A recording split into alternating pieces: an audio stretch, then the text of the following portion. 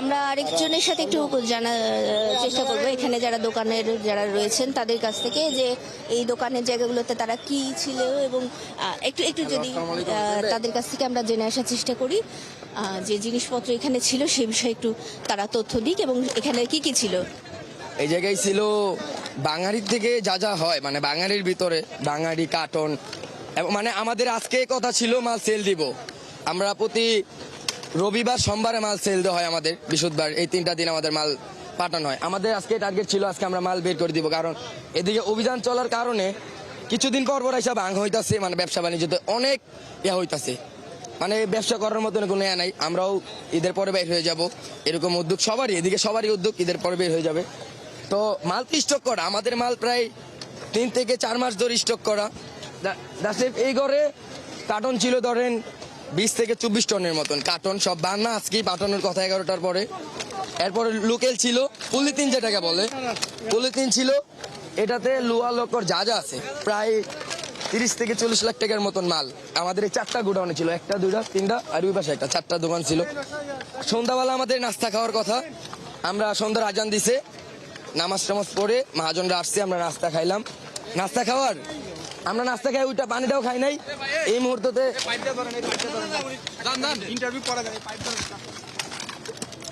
শুনছিলেন আপনি মোটামুটি ভাবে তথ্যগুলো তার কাছ থেকে জানা যাচ্ছিল যে সে এই জায়গাগুলোতে কাজ করতেন এবং এখানে ভাঙাড়ির বেশ কিছু মালামাল এই জায়গাটিতে ছিল এবং ভাঙাড়ির মালামালের মধ্য থেকে তারা মূলত চেষ্টা করেছেন যে জিনিসগুলোকে সামলানোর, কারণ এই মালামাল ডেলিভারি দেওয়ার কথা ছিল এই সময়টিতে এসেই তার আগেই এই আগুন ধরে গেছে এবং এই আগুন ধরে যাওয়ার পরে তারা আসলে বাঁচাতে পারেনি তেমন কিছুই।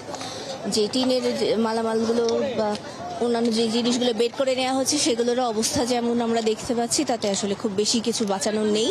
যেগুলো স্টিলের মালামাল রয়েছে, যেহেতু ভাঙাড়ি দোকান, সেগুলো হয়তো বাঁচতে পারে, বাট তবে এখানকার প্লাস্টিক সহ যে জিনিসপত্রগুলো রয়েছে সেইগুলো আসলে বাঁচানোর কোনো সুযোগই এখানে নেই।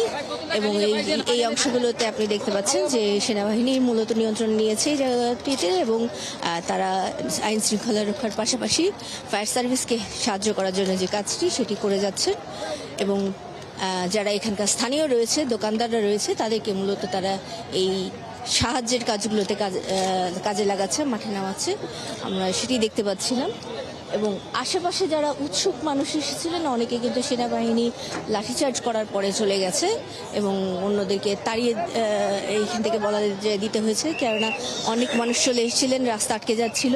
যানজটের জায়গাটি আপনি জিজ্ঞেস করছিলেন, যানজটের জায়গা থেকে কিন্তু একটু গাড়িগুলো চলতে শুরু করেছে, অর্থাৎ বলা যায় গাড়ি চলার মতন ব্যবস্থা করতে রাস্তার কিছুটা নিয়ন্ত্রণ নেওয়া হয়েছে।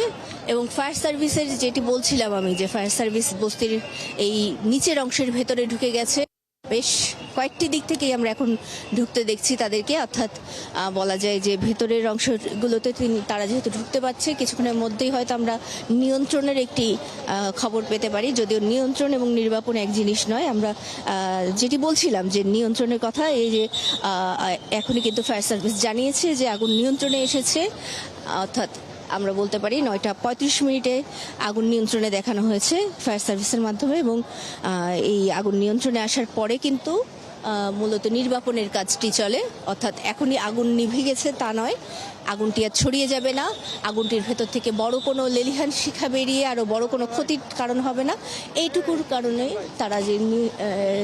তারা নিশ্চিত হতে পেরেছেন ফায়ার সার্ভিস এবং এ কারণে মূলত তারা নিয়ন্ত্রণে বলে ঘোষণা দিয়েছেন। ফায়ার সার্ভিসের যেই কয়টি ইউনিট এখানে রয়েছে সেই ইউনিটগুলো কাজ করে যাচ্ছে, এখনও পানির গাড়ি রয়েছে এখানে, পানির গাড়িগুলোর মাধ্যমে কিন্তু ভেতরের দিকগুলোতে পানি দেওয়া হচ্ছে এবং যেটি বলছিলাম যে বস্তিগুলোর ভেতরে, অর্থাৎ নিচের অংশগুলোতে যেই অংশে বস্তির মূল অংশ রয়েছে সেই অংশগুলোতে কিন্তু পানি দেওয়া হয়ে যাচ্ছে। এই মুহূর্তে আসলে অনেকখানি ভেতরে ঢুকে গেছে ফায়ার সার্ভিস এবং আগুনটি নিয়ন্ত্রণে আছে বলে তারা জানিয়ে দিয়েছে। আমরা ফায়ার সার্ভিসের আনুষ্ঠানিক বক্তব্য অবশ্যই চাইব এবং তার পাশাপাশি চাইব যে এই জায়গাগুলোতে আসলে কি পরিস্থিতি হয় জানার জন্য। এদিকে আমরা যারা রয়েছেন এখানে একটু জেনে আসার চেষ্টা করি যে তারা কি বলছেন, স্থানীয়রা, দোকানদাররা যারা রয়েছেন। এই যে আপনি বলছেন যে আমার দোকান ছিল, এটা এই যে 4টে দোকান আমার ছিল, এই বাঙ্গারিয়া ছিল, ব্যাটারি বুটারি ছিল, পাইকারি কিনি মাল। আমি টেন্ডার ওয়াকশনের মাল কিনি, ওয়াকশনের মাল কিনি আমি, আমার সব শেষ হয়ে গেছে গা। এই কাগজ কিনি, ওয়াকশনের কাগজ কিনি, ওয়াকশনের প্লাস্টিক কিনি। আমার এই পুরো ঘর সব মাল ভরা ছিল। আমার এখানে 50-60 লক্ষ টাকার মাল ছিল আমার এই 3-4 দোকানে। আমি কিছুই বার করতে পারি না, আমি কিছুই বার করতে পারি না। এখানে বার করার সুযোগই দেখি নাই। এখান দিয়ে বার করে এখান দিয়ে আরেকজন টাইনে লয়ে যায় মাল। কি বার করো মাল, করতে বার করো মাল। সব জন্য পুরো সরকার। আমার সব সুস্থ, আমার বউ অসুস্থ, স্ট্রোক করে মেডিকেল দিয়ে চলে আছে, বুঝছেন। আমার বউ স্ট্রোক করছে, স্ট্রোক করে মেডিকেল নিয়ে আছে, ইসলামী হাসপাতালে। শুনছিলেন যে এই জায়গাগুলোতে যারা দোকান করেছিলেন তাদের মোটামুটিভাবে সব কিছুই ধ্বংস হয়ে গেছে বলে তারা জানাচ্ছিলেন, এবং তাদের মতন করে তারা এই অস্ত্রটা জায়গাটা বলছেন। অনেক চেষ্টা করছি ভাই আগুনের তাপের জন্য। হ্যাঁ, প্রথমত আমরা ওই দিক দিয়ে আমি আমার বন্ধু হেলাল আমরা একসাথে আসতেছি, আসবার পরে দেখি এখানে আগুন লাগছে, পরে দৌড়ে আসছি এই আগুনের তাপের জন্য যে আমরা কাছে কিনা যেতে পারতেছি না। পরে দেখি এখানে অনেক আগুন। তারপর যাওয়ার চেষ্টা করছি যেভাবে পারছি, মনে করেন আমরা চেষ্টা করি আগুন যেভাবে চেষ্টা করছি, কিন্তু পারি নাই ভাই। অনেকজনে কেউ পারছে, কেউ পারে নাই আনতে। তারপর দৌড়া ওদিকে গেছে, দেখি ওদিকে আগুন লাগছে। অনেকজনের ঘর বাড়ি থেকে অনেক কিছু বাইর করতে পারছে, আর অনেক কিছু বাইর করতে পারে নাই। বড় বড় জিনিসটা ফ্রিজ খাট এটা তো বাইর করার কোনো সুযোগ পায় নাই। আগুনের তাপের জন্য অনেক কিছু আনতে পারে নাই। পরে ফায়ার সার্ভিস বাইকে করে বলছে, আসবার পরে ওনারা আগুন নিয়ন্ত্রণ করবার চেষ্টা করছে। এর পরে আগুন থামতেছে না। পরে অনেক ফায়ার সার্ভিস আসবার পরে আগুন নিয়ন্ত্রণের প্রতি আনছে। পরে আমাদের পল্লবী থানার এই যা বলছে, পরে অনেকজনের দেখছে এই জায়গায় পুলিশ পাঠা দিয়েছে। ইনশাল্লাহ আমাদের পল্লবী থানার ধন্যবাদ। ওনারা আসবার পরে দেখছি এই জায়গায় মানে অনেক কিছু নিয়ন্ত্রণে কেউ কিছু নিবার সুযোগ পাইছে কিনা তা যাই না। পরে আমরা ওই যে আমার বন্ধু আমি, পরে আমাদের এলাকার ওই যে চান ভাই নেতা, ওনারা ফোন দিছি। ফোন দেওয়ার বলে এখানে আগুন লাগছে, আমার ছেলে লোকজন পাঠান। পরে উনি অনেক লোকজন পাঠাইছে, পাঠাইবার পরে আমরা যা পারছি আমরা সুযোগ করছি ভাই। শুনছিলেন যে তাদের মতন করে তারা জানাচ্ছিলেন, তাদের স্থানীয়ভাবে তারা চেষ্টা করেছেন, পাশাপাশি ফায়ার সার্ভিস তাদের মতন করে চেষ্টা করেছে।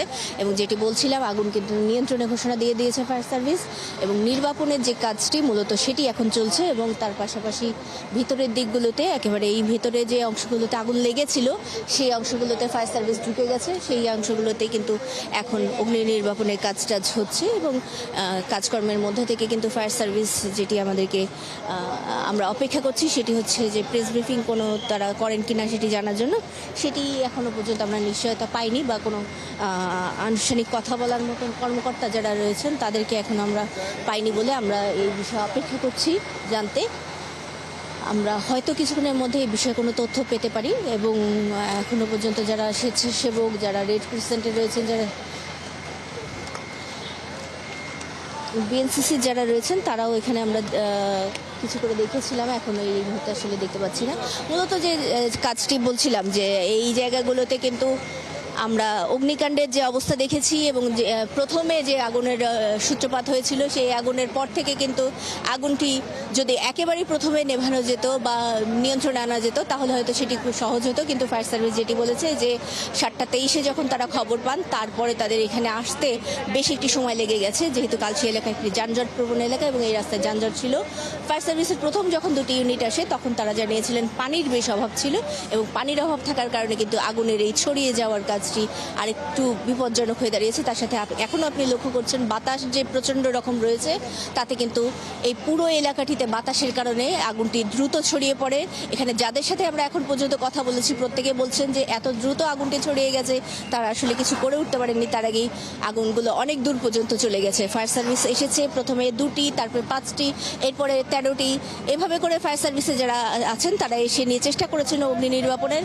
প্রথমে তারা চারদিক থেকে ঘিরে ফেলেছেন আগুনের জায়গাটিকে, এরপরে তারা পানি দিয়ে আগুনের তাপ কমিয়ে তারপরে ভেতরের জায়গাগুলোতে ঢোকার চেষ্টা করেছেন, এবং অবশেষে তারা আগুন নিয়ন্ত্রণের কথা জানিয়েছেন আমাদেরকে 9:35 এবং আগুন নিয়ন্ত্রণের পরে নেভানোর যে কাজটি অর্থাৎ পুরোপুরি নির্বাপন সেই কাজটি এখন চলছে। ছাইচাপা আগুন কোনো কোনো জায়গায় এখনও যেটি রয়েছে সেটি কিন্তু মাঝে মাঝে জ্বলে উঠছে, তবে আগুনের যে জায়গাটি সেটি কিন্তু অনেক দূর বলা যায় কাজ দিচ্ছে। জায়গাগুলোতে কিন্তু এখন আমরা বলতে পারি যে আগুনের যে জায়গাটি সেটি ভালোভাবেই নিয়ন্ত্রণ করা গেছে এবং ভেতরের অংশগুলোতে ক্ষয়ক্ষতি কি পরিমাণ হয়েছে যে এটি দোকানদাররা এখনো জানালেও আমাদেরকে স্থানীয়রা যতদূর জানিয়েছেন তার বাইরে আমরা ফায়ার সার্ভিসের কাছ থেকে জানার চেষ্টা করব এবং ফায়ার সার্ভিসের কাছ থেকে অবশ্যই আমরা জানার চেষ্টা করব এই আগুনের কারণ কি। কারণ আপনি জানেন যে অভিযানের কারণে কিন্তু এখানে যারা স্থানীয়রা তাদের মধ্যে একটি সন্দেহের জায়গা রয়েছে। গণপূর্তের অভিযান হওয়ার কিছুদিন পরে এবং পুলিশের সাথে বা অন্যান্য আইন শৃঙ্খলা রক্ষাকারী বাহিনীর সাথে সংঘর্ষের কিছুদিন পরেই আগুন লাগার কারণে তাদের মধ্যে একটি সন্দেহের জায়গা রয়েছে। তারা এই সন্দেহের জায়গাগুলো যেটি করছেন সেটির আসলে কতটুকু রয়েছে সেই সব কিছু জানার আমরা চেষ্টা করব। ফায়ার সার্ভিসের সাথে কথা বলতে পারলে নুসরাত, তার আগে পর্যন্ত আমরা এইখানে আছি এবং জানার চেষ্টা করছি আপনাদের কাছে।